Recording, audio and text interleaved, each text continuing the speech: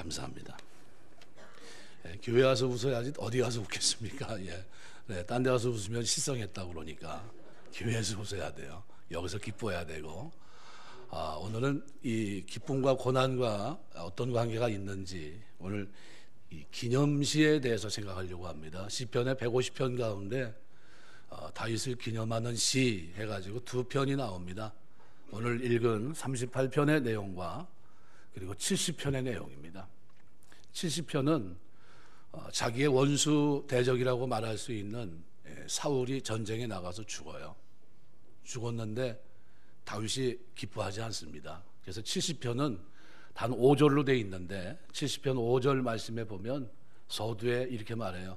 나는 가난하고 궁핍하오니 하나님이여 속히 내게 임하소서. 주는 나의 도움이시여 나를 건지시는 이시오니 여호와여 지체하지 마소서. 다윗이 자기를 괴롭혔던 사람이 죽었어요. 10년간 쫓아다니기 아주 힘들게 했던 사람이 죽었습니다. 그리고 대적들이 다 죽었어요.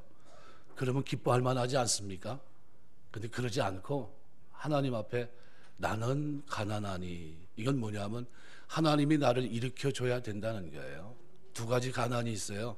심령이 가난한 자를 얘기할 때 하루 일용직 근무자가 하루 먹고 사는 가난한이 있고, 또 하나는 진짜 찢어지게 가난한 걸 말합니다.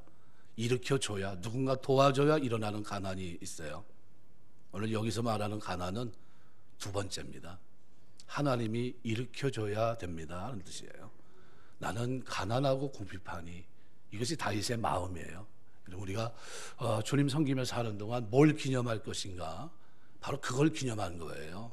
다윗이 여러분 아시는 대로 기념할 만한 일이 얼마나 많습니까? 골리앗과 싸웠죠.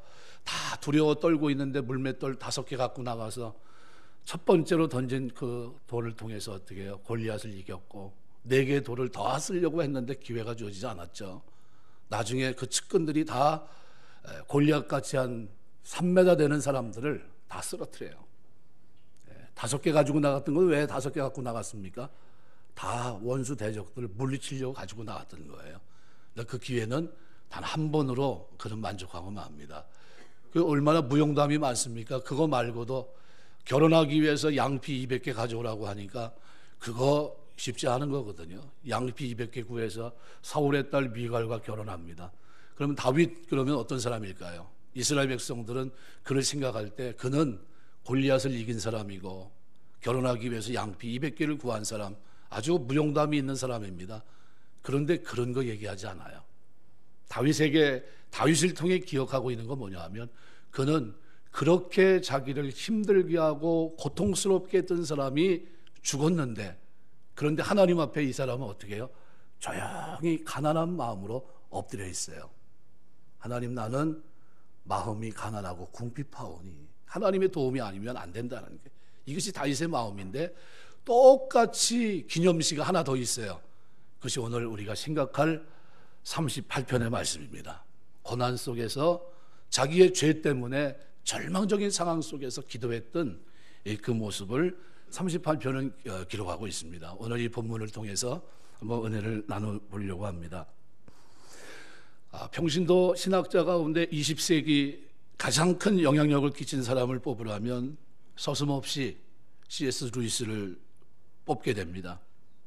옥스퍼드 대학 교수였고 불가지론자였지만 하나님은 존재하는지 알 수 없다, 이렇게 얘기했던 사람인데, 문학과 역사를 가르치면서 어린아이들이 읽을 수 있는 책서부터 시작해서 성인들을 위한 사상서까지 다양한 방면에 영향력을 끼친 많은 책을 썼던 사람이 이 루이스입니다. 그러나 어느 날 문학을 위해서 조금 더 내가 좀 폭을 좀 넓혀야 되겠다 싶어서 성경을 읽기 시작합니다. 성경은 늘 자기 마음속에 있었지만, 그렇지만 읽을 기회가 없었고, 읽게 되면 내가 시편을 한번 봐야 되겠다. 셰익스피어가 그렇게 진짜 말 그대로 극찬했던 그 성경을 한번 봐야 되겠다. 그래서 시편 1편을 읽었어요. 그리고 의미를 제대로는 알 수 없지만 묵상하면서 한 10편까지 쭉 읽었습니다. 그리고 처음에 던진 소감문이 뭐냐면 not bad예요. 나쁘지 않다. 이 정도 시면 훌륭하다, 이렇게 생각했어요. 그런데 시편을 넘어가면서 그 다음서부터 좀 이상해집니다. 아름다워야 될 시, 그 시편 속에서 정제되지 않은 거친 언어들이 막 쏟아져 나와요. 그리고 시편 기자는 왜 이렇게 원수가 많은지, 너무 원수가 많은 거예요. 그래서 이건 시가 아니다. 이거 뭐 이렇게 원수가 많아? 이 사람 뭐 문제 있는 거 아니야? 하는 생각을 가지면서 성경을 덮었어요. 그리고 곰곰이 한번 생각해 봅니다.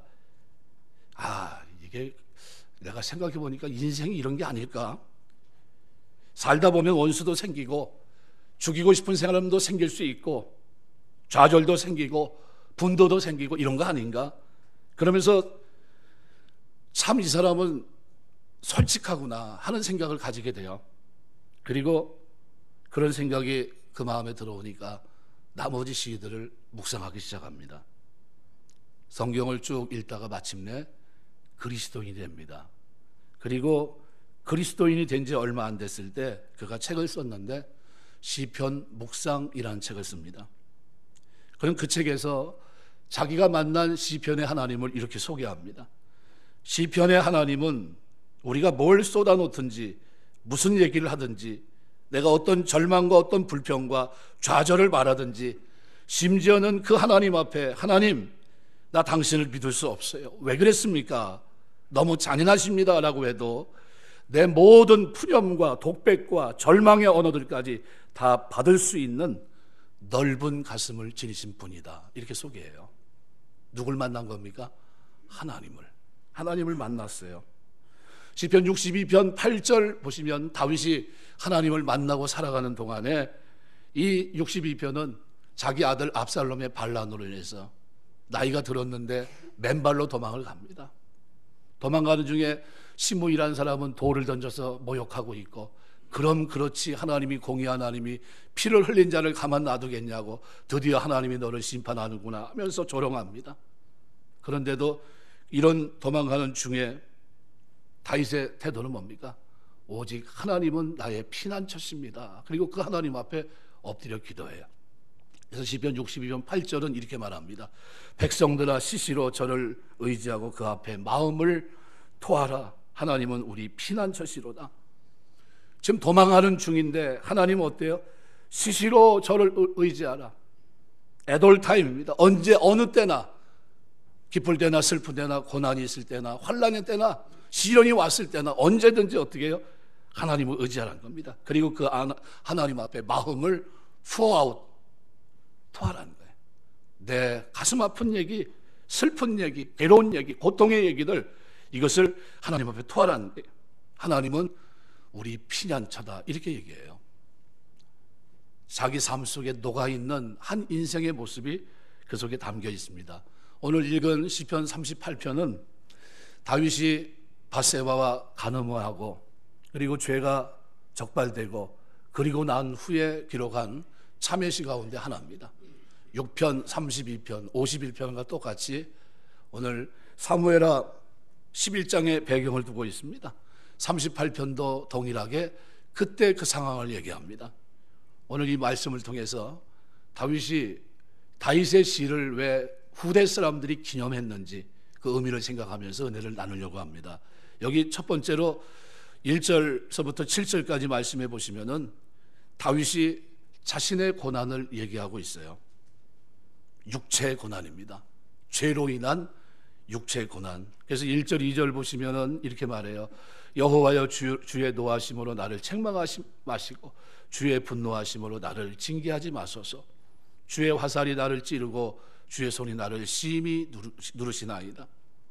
죄로 인한 고통 속에서 하나님 앞에 자기 증상을 얘기합니다. 이 고통을 하나님의 진노의 결과로 얘기해요. 그러면서 진노를 걷어달라는 거예요. 자신의 고통을 어떻게 표현하고 있냐 하면 등에 화살이 깊이 박은 것으로 하나님의 손이 자신을 누르는 것으로 묘사합니다. 기도할 때 여러분 구체적으로 하시길 주의 이름으로 축원합니다. 두루뭉실하게 기도하는 건 어떻게 기도하는 거냐면 하나님 제가 아픕니다. 좀 안 아프게 해주세요. 이거는 두루뭉실한 거예요. 근데 다윗은 지금 그렇게 기도하지 않습니다. 죄 때문에 지금 자기가 어떻게 해요? 화살이 박혀서, 여러분 전쟁을 많이 해본 사람이라 화살이 한번 박히면 얼마나 아플까요? 고통스럽겠죠. 가만 놔두면 어떻게 될까요? 썩게 되고 죽게 됩니다. 바로 그 상황입니다. 내가 죄로 인해서 너무 힘들다는 게, 등에 화살이 박힌 것 같고 하나님의 손이 나를 누르는 것 같다 표현합니다. 3절에서 5절 보시면은 그렇게 말합니다. 주의 진노로 말미암아 내 살이 성한 곳이 없사오며 나의 죄로 말미암아 내 뼈에 평안함이 없나이다. 내 죄악이 내 머리에 넘쳐 무거운 짐 같으니 내가 감당할 수 없나이다. 내 상처가 썩어 악취가 나오니 내가 우매한 까닭이로소이다. 죄로 인해서 이렇게 됐는데 그 진노를 어떻게 표현합니까? 뼈에 평안함이 없다. 욱신욱신단다는 거. 뼈에 어때요? 관절 모 전체가 다 흔들흔들거리는 게, 머리가 어때요? 무겁습니다. 죄로 인한 머리에 무겁다는 게, 또 상처가 썩어 악취가 나오니 몸이 어때요? 상태가 너무 안 좋습니다. 여러분 병원에 가면 의사를 만나게 되는데 증상을 잘 설명해 주셔야 됩니다. 어떻게 오셨습니까? 물어보면 지금 소화가 안 돼서 왔습니다. 위장 때문인지 아니면 신경성인지 구분하기 위해서 증상을 잘 얘기해야 됩니다. 그래야 거기에 맞는 조제를 해줍니다. 시인은 자신의 아픈 증세를 기도로 하나님 앞에 설명하고 있어요. 제 몸이 성한 곳이 없습니다. 머리가 너무 무겁습니다. 게다가 살이 썩어 악취가 납니다. 이런 모습을 6절 7절에서도 그대로 표현합니다. 내가 아프고 심히 구부러졌으며 종일토록 슬픔 중에 다니나이다. 내 허리에 열기가 가득하고 내 살에 성한 것이 없습니다. 이게 무슨 얘기입니까? 너무 고통이 심해서 하나님이 나를 그 죄 때문에 나를 누르시니까 너무 심해서 허리를 펼 수 없고 살이 성한 것이 없을 정도로 피부도 온전치 못하다는 게, 허리에 열이 가득하다고 하는 것은 신장염인지 늑막염인지 알 수가 없습니다. 아무튼간 시인은 의사에게 자기 몸을 보이듯이 하나님 앞에 자기 앞에 지금 자기 몸의 그 증상을 하나하나 기도로 설명하고 있어요.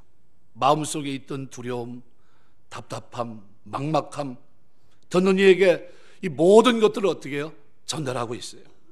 우리가 기도를 드리면서 기도하는 가운데 하나님 앞에 이렇게 세세히 기도하면 그 두려움이 주 앞에 넘어가는 줄 믿습니다. 내 짐을 여호와께 맡겨버리라 이렇게 얘기해요. 짐을 맡긴다는 게 뭡니까? 여호와 하나님 앞에 굴려버린다는 게, 여러분의 무거운 짐을 기도로 굴리시게 되시길 주의 이름으로 축원합니다. 그래서 이 고통의 모습을 6절 7절은 잘 묘사해요. 구약에 보면 제사 제도가 있는데 짐승에게 안수를 합니다. 내 죄를 그에게 전가시키는 거죠. 안수함으로 내가 가지고 있던 질병, 무거운 짐들이 이 짐승에게 넘어간다고 생각했습니다. 우리가 소리를 내면서 하나님 앞에 기도하는데 안수기도와 비슷한 거예요. 우리 안에 있는 모든 악취, 고름, 썩은 것들을 하나님께 부르짖으면서 기도할 때 하나님은 들으시고 우리의 모든 것을 가져가실 줄 믿습니다. 시인은 고난 속에서 자기의 병세가 악화되는 것을 보면서 그때마다 하나님께 기도를 했던 것 같아요. 이것이 자기의 염려 걱정을 하나님께 맡겨드리는 성도의 태도예요. 바로 이스라엘 백성들이 이것을 기념하고 있는 겁니다. 다윗의 무용담을 기념하는 게 아니라 이 사람 죄를 졌고 낙심하고 하나님 앞에 징계를 받는 중에도 어떻게 해요? 기도하고 있구나. 근데 그 기도가 어떤 기도예요? 세세한 기도, 자세한 기도, 하나님 앞에 정상을 아뢰는 기도, 두리뭉실한 기도가 아니에요. 하나님 잘못했습니다, 용서해 주십시오, 앞으로 그렇게 살지 않겠습니다, 이런 기도가 아니에요. 그런 기도가 아니고 어떤 기도입니까? 자기 몸의 증상까지 세세하게 알리는 기도입니다. 그래서 8절에서 10절까지는 마음의 고난에 대해서 얘기합니다. 내가 피곤하여 심히 상하였으며 마음이 불안하여 신음하나이다. 주여 나의 모든 소원이 주 앞에 있사오니 나의 탄식이 주 앞에 감추이지 아니하나이다. 내 심장이 뛰고 내 기력이 쉬하여 내 눈의 빛도 나를 떠났나이다. 마음의 고난, 마음의 상태를 하나님 앞에 드려요.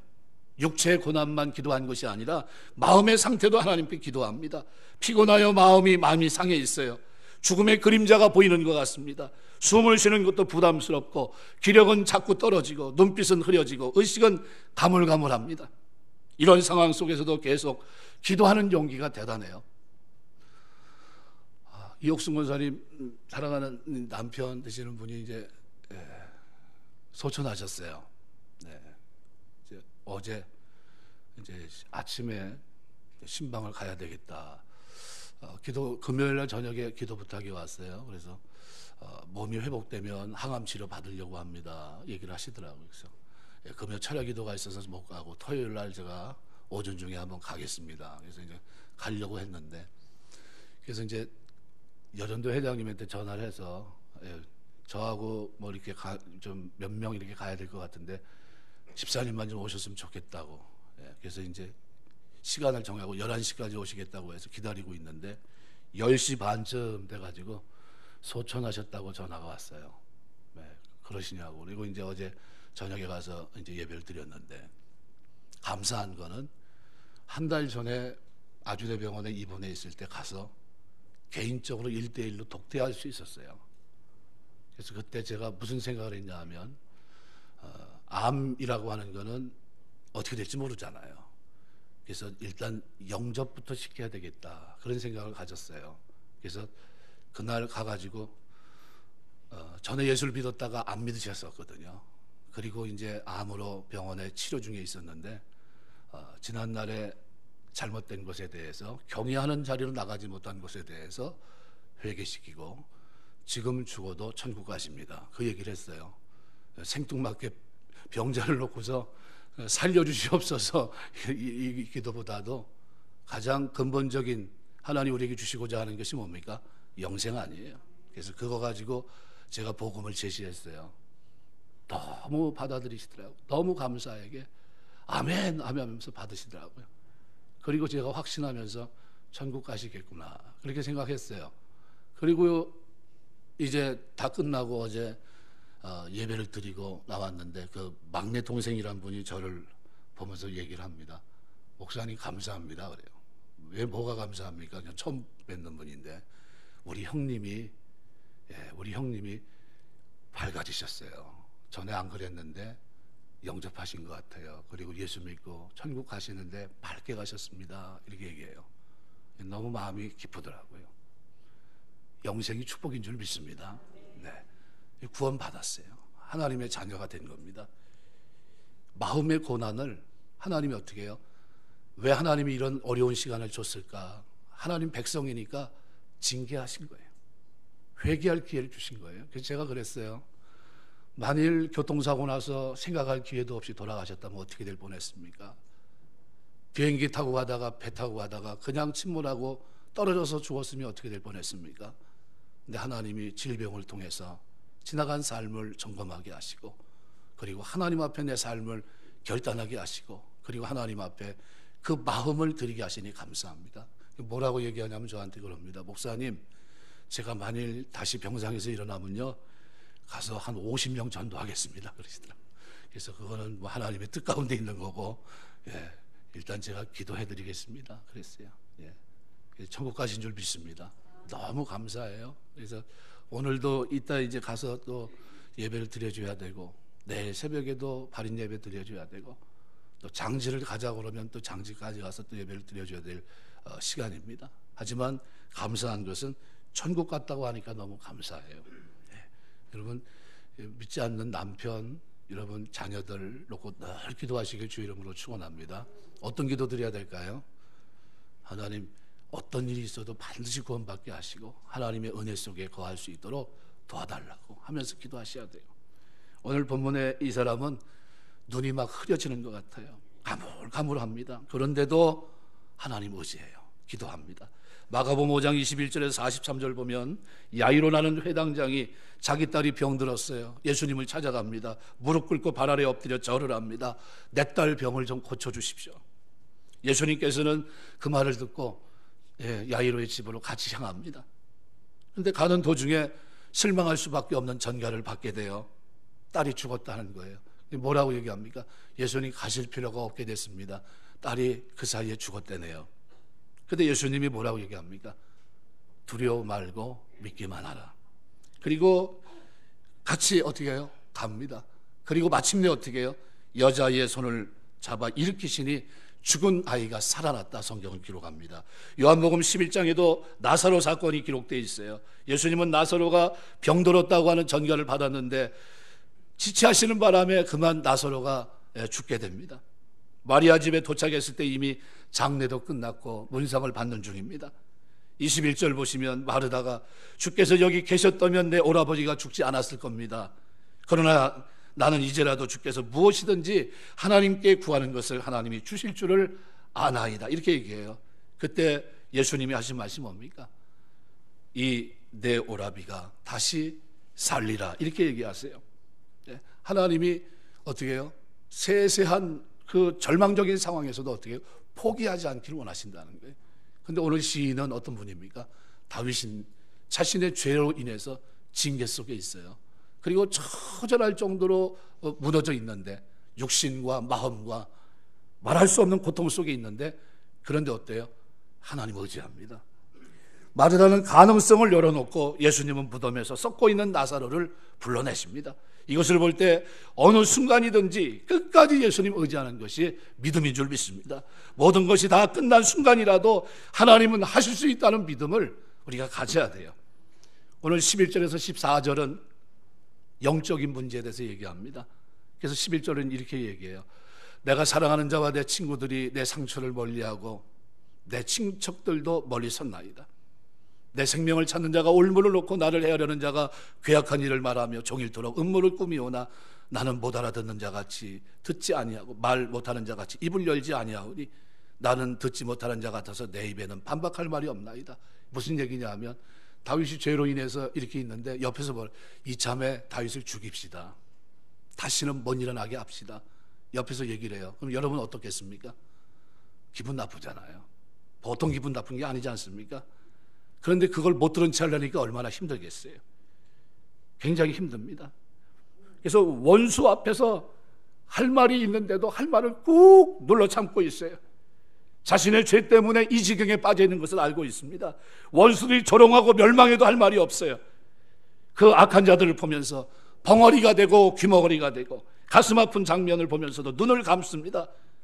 그러면서 나의 상대는 너희가 아니라는 게, 누구의? 하나님이라는 게. 시인은 하나님 앞에 울며 기도합니다. 너희 악한 자들에게 은혜를 구걸하지 않겠다는 게, 오직 하나님에게 내가 은혜를 구하겠다는 겁니다. 사사기서에 보면 삼손이 나옵니다. 나실인입니다. 거룩하게 구별된 삶을 살았어야 되는데, 근데 이 사람은 여인을 쫓아다녀요. 결국은 속게 됐고, 결국은 결과가 어떻게 됩니까? 두 눈 뽑히고, 하나님 머리털은 다 밀어버리고, 하나님의 능력은 잃어버리고, 짐승우리와 같은 곳에 노줄에 묵혀 있습니다. 사단의 올무에 넘어진 거예요. 죄를 짓고 죄 때문에 그런 결과를 가져온 겁니다. 누구 탓할 게 아무것도 없어요. 누구 때문에? 자기 때문에, 자기의 잘못된 결정으로. 삼손은 처절한 가운데 그 마지막 하나님 앞에 기도를 드려요. 죽기 전에 하나님께 영광을 돌려드릴 수 있는 기회를 한 번만 달라는 겁니다. 한 번만 나에게 힘을 주사 원수를 갚게 하옵소서. 하나님 앞에 마땅히 내가 들을 말을, 할 말이 얼마나 많겠습니까? 그런데 그거 다 집어치고 하나님 앞에 엎드려 기도하고 있어요. 원수들에게 조롱을 당해도 할 말이 없습니다. 자신의 죄로 인한 이 징에 빠진 것을 알기 때문입니다. 그러나 그 절망의 자리에서도 기도의 줄을 동여매고 있어요. 하나님께 은혜와 긍휼을, 자비하심을 구하고 있습니다. 이것이 믿음의 사람들의 모습이에요. 여호와 하나님을 붙드는 거예요. 끝까지. 나는 내 죄로 인하여 고난 속에 있고, 육체적으로, 마음적으로, 영적으로 힘들고 고단하지만, 그러나 하나님, 내가 주님을 의지한다는 거예요. 그래서 20절 말씀은 바로 이런 내용입니다. 20절에 보면 하나님이 도우시는 그 장면이 쭉 기록이 되어 있는데, 특별히 20절을 보시면 악으로 선을 대신하는 자들이 내가 선을 따르는 것 때문에 나를 대적하나이다. 이때 이 대적하나이다 라는 말은 원형이 사단입니다. 이게 무슨 얘기냐면 다윗이 지금 누구 때문에 이렇게 됐다는 거예요? 사단의 꼬임에 빠졌다는 거예요. 내 마음이, 내가 죄를 질 사람이 아닌데, 그런데 내가 지금 넘어졌다는 겁니다. 그런데 이거는 뭐예요? 공의 하나님이 개입하셔야 될 싸움이라는 거예요. 그래서 하나님 앞에 도우심을 구하는 기도를 하면서 세 가지 기도를 드립니다. 그것이 15절, 16절이 첫 번째 기도예요. 뭐라고 기도하냐 하면, 하나님, 내가 하나님 의지하는지 세상 사람들이 다 압니다. 내가 이렇게 죽으면 하나님 영광 가립니다. 바로 그 기도를 드려요. 그래서 15절 16절에 말합니다. 여호와여 내가 주를 바랬사오니 내 주 하나님이 내게 응답하시리이다. 내가 말하기를 두렵건대 그들이 나 때문에 기뻐하고 내가 실족할 때 나를 향하여 스스로 교만할까 하였나이다. 내가 하나님을 의지하는지 모든 사람들이 다 아는데 내가 이 상태에서 비참하게 끝난다면 하나님을 믿지 않는 사람들이 다 기뻐하고 좋아한다는 겁니다. 이러면 하나님 영광 가리지 않습니까? 그래서 15절은 여호와, 아도나이, 엘로하이, 이 하나님을 어떻게 해요? 다 불러요. 다 불러. 여호와는 뭡니까? 언약을 주신 하나님. 아도나이는 나의 주인 되신 하나님. 엘로하이는 뭡니까? 전능하신 하나님. 그 하나님을 15절 한 절 안에 여호와여 내가 주를 아도나이를 바랬사오니 내 주 하나님 엘로하이, 그 전능하신 하나님 앞에 어떻게 해요? 내가 기도하고 있다는 게, 기도하시길 주의 이름으로 축원합니다. 기도는 놀라운 축복이에요. 그래서 16절은 이유입니다. 왜냐하면 뭐뭐 때문이다. 내가 말하기를 두렵건대 이유절입니다. 이유절. 저들이 기뻐할까 합니다. 이런 거예요. 내가 신앙생활 하면서 여러분이 죄 때문에 혹시 넘어졌어도 기도하게 되시길 주의 이름으로 축원합니다. 원수들이 기뻐하지 않도록 하나님 하나님 내가 이렇게 망하는 거 원수들이 기뻐합니다. 사단이 기뻐하고 그리고 나를 아는 사람들이 기뻐할 수 있습니다. 내가 예수 믿는지 뻔히 아는데 하나님 나를 건져주십시오. 용서해 주십시오. 기도하셔야 돼요. 두 번째는 17절 18절에 내가 회개할 때 하나님이 들어준다는 믿음을 다윗이 갖고 있습니다. 그래서 17절에 말합니다. 내가 넘어지게 되었고 나의 근심이 항상 내 앞에 있나이다. 내 죄악을 아뢰고 내 죄를 슬퍼함이니이다. 다윗의 마음을 찢고 있어요. 하나님 내가 진짜 슬퍼합니다. 내가 죄 지은 거 다시는 짓지 않겠습니다. 죄 때문에 징계받은 것은 어쩔 수 없습니다. 그러나 그것 때문에 하나님의 이름에 회방을 받는 것은 참을 수가 없습니다. 성도들이 자기 죄를 자백하고 하나님의 이름을 위하여 부르실 때 하나님은 반드시 그 기도를 들어주실 줄 믿습니다. 다윗이 그 믿음을 가지고 기도합니다. 하나님 나는 부족합니다. 넘어졌다는 게 뭐예요? 죄를 졌다는 게. 시편 37편 말씀을 제가 좋아하는데 저는 넘어졌으나 엎드러지지 않는 것은 여호와께서 손으로 붙드심이로다. 넘어졌다는 게 죄를 졌다는 걸 말해요. 엎드려졌다는 게 뭡니까? 내팽개치지 않았다는 게. 저가 넘어졌으나 내팽개치지 않은 것은 여호와께서 손으로 붙으셨기 때문이라. 그런데 놀라운 사실은 38편의 첫 절이 뭡니까? 첫 단어가 여호와예요. 언약의 하나님을 상기하고 있어요. 하나님, 나에게 언약을 주신 그 하나님을 먼저 불러요. 노하심으로 나를 책망하지 마시고 주의 분노하시면 나를 징계하지 마소서 하면서 어떻게 해요? 하나님 앞에 기도하고 있다는 게. 회개하는 자의 기도를 하나님은 들어주실 줄 믿습니다. 마음을 찢고 기도하는 기도를 하나님 받아주세요. 그리고 19절에서 22절은 바로 지금 이 위기를 내가 극복하지 못하면 다시는 일어설 수 없는 절박함을 하나님 앞에 호소하고 있습니다. 그래서 19절 20절에 말합니다. 내 원수가 활발하며 강하고 부당하게 나를 미워하는 자가 많으며 또 원수 악으로 선을 대신하는 자들이 내가 선을 따르는 것 때문에 나를 대적하나이다. 이 대적하나이다. 이 스테누니라는 이 단어의 원형이 사단이에요. 사단. 결국 단순히 다윗의 대적이 아니라 공의로우신 하나님의 대적이라는 거예요. 하나님의 백성을 무너뜨린다는 게, 죄로 인해 다 무너뜨리는 사단이라는 게 그 하나님 앞에 구하고 있는 거예요. 그래서 20절 나를 대적하나이다. 내가 선을 따르는 것 때문에 나를 대적하고 있다는 거예요. 내가 하나님을 의지하는 것 때문에 나를 대적하고 있다는 겁니다. 그러면서 마지막 21절 22절은 하나님 앞에 세 가지 삼중 간구를 합니다.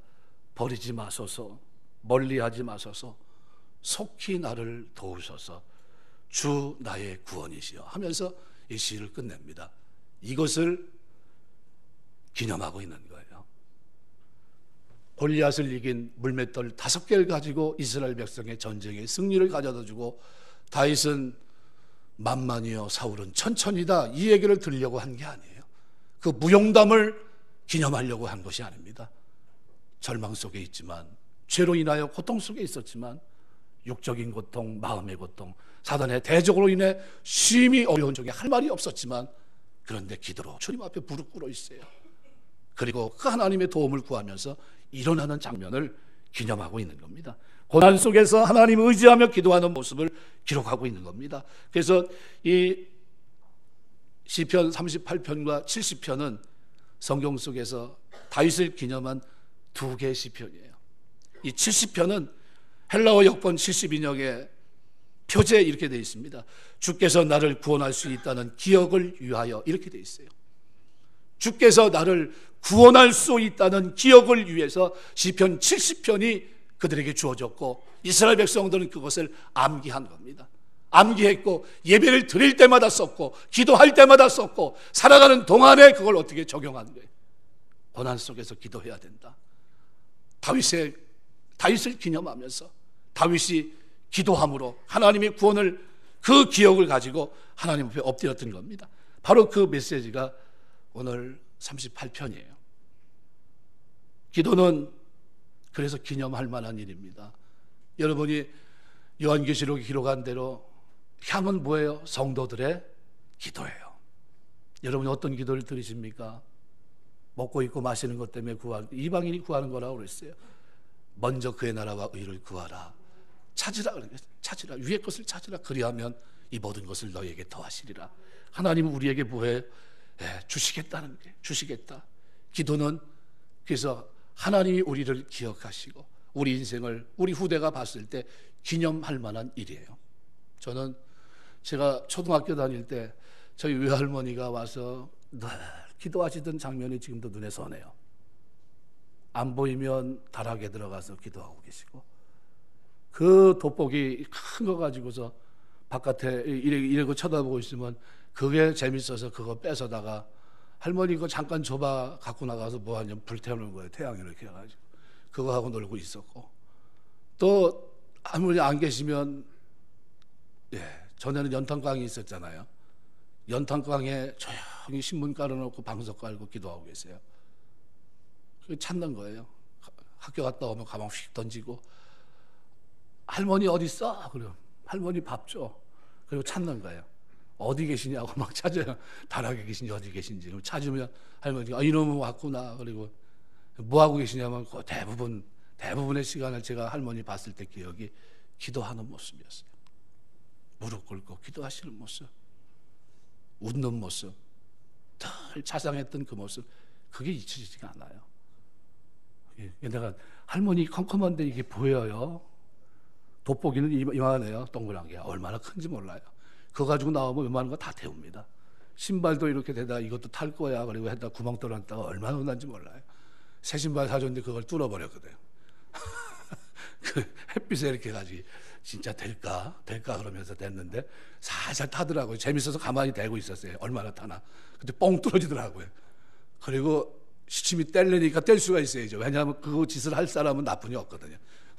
그래 얼마나 야단 맞았는지. 저놈은 저거 신발을 가가지고 그러지 않아도 막 신는 놈이 구멍까지 내가지고 저거 큰일 났다고 저거 막 하면서 야단 맞았던 기억이 아주 선합니다.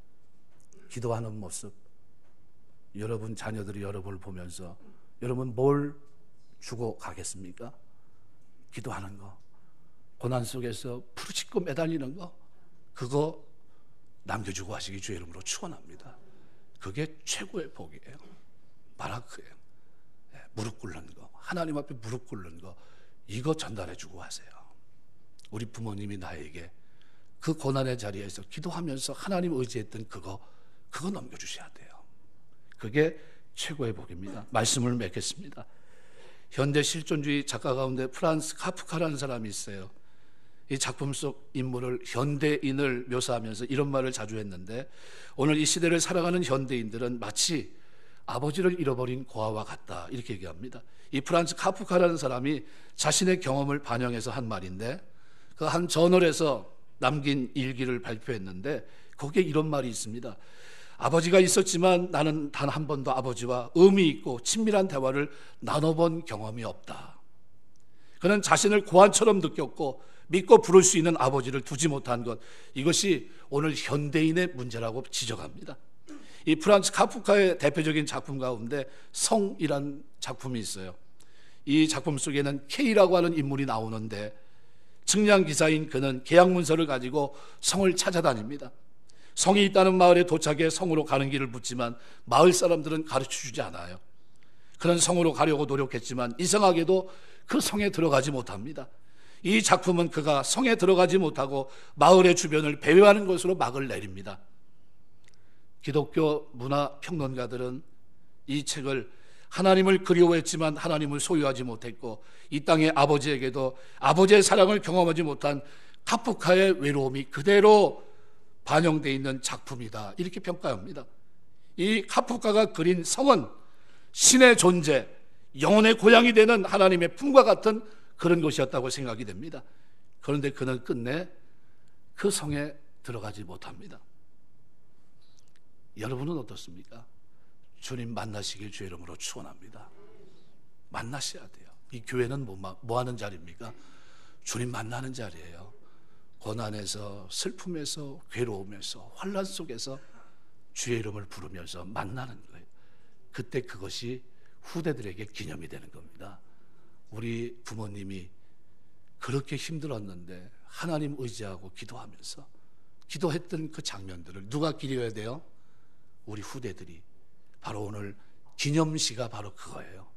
다윗이 저들이 예배를 드릴 때마다 그 후대들이 예배를 드릴 때마다 고난에 겪을 때마다 그들이 이 시를 기억합니다.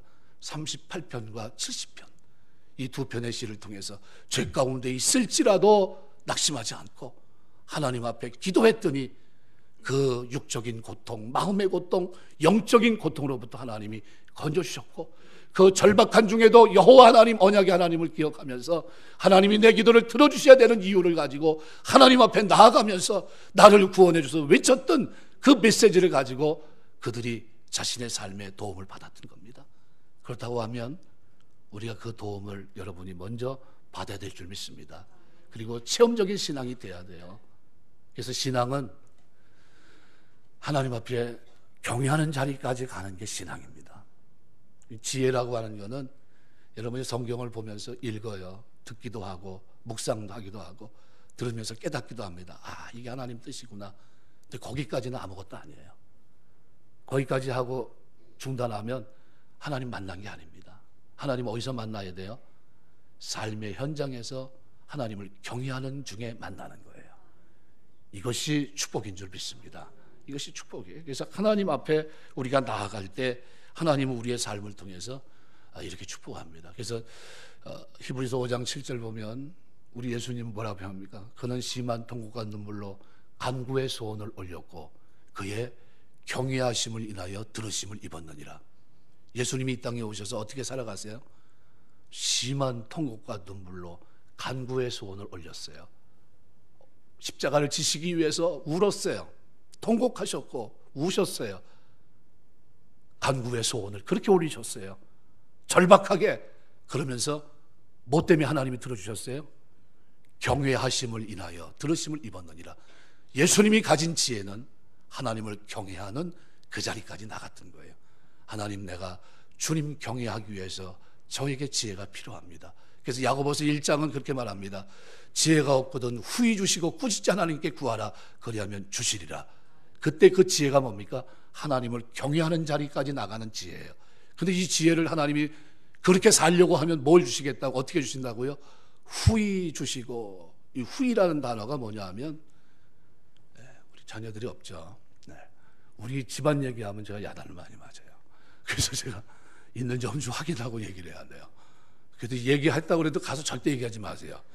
그걸 또 얘기해 주신 분이 있어요. 또 참 나 아주 힘들어요. 그럴 때 갑자기 제가 막 이렇게 책을 보고 있는데 전화가 와요. 아버지, 내가 오늘 늦었는데 좀 태워다 줘요. 그러면 제가 만사 제껴놓고 쭉 내려갑니다. 그래, 빨리 내려와. 태워다 줍니다. 마치 기다렸다는 듯이 그 요구를 이루어져요. 이 후이라는 뜻이 후이. 하나님은 어떤 분입니까? 여러분이 구할 때 후이 주시고 꾸짖지 않는 분이에요. 마치 기다렸다는 듯이 내가 하나님을 경외하는 자리로 나아갈 때 나를 붙잡아 주옵소서 할 때 하나님은 내 기도를 어떻게 해요? 그렇게 들어주신다는, 그렇게 여러분의 기도를 그렇게 들어주신 줄 믿습니다. 이 믿음을 여러분이 갖게 되시길 주의 이름으로 축원합니다. 말씀을 맺겠습니다. 신앙생활은 기도생활이에요. 기도 생활 승리가 신앙생활, 믿음 생활의 승리입니다. 이 기도 생활에서 여러분이 승리하셔야 되는데 여러분 후대, 여러분의 자녀들에게 여러분의 삶이 기념비가 될 만한 삶, 기념할 만한 삶이 되시길 주의 이름으로 축원합니다. 기도하겠습니다.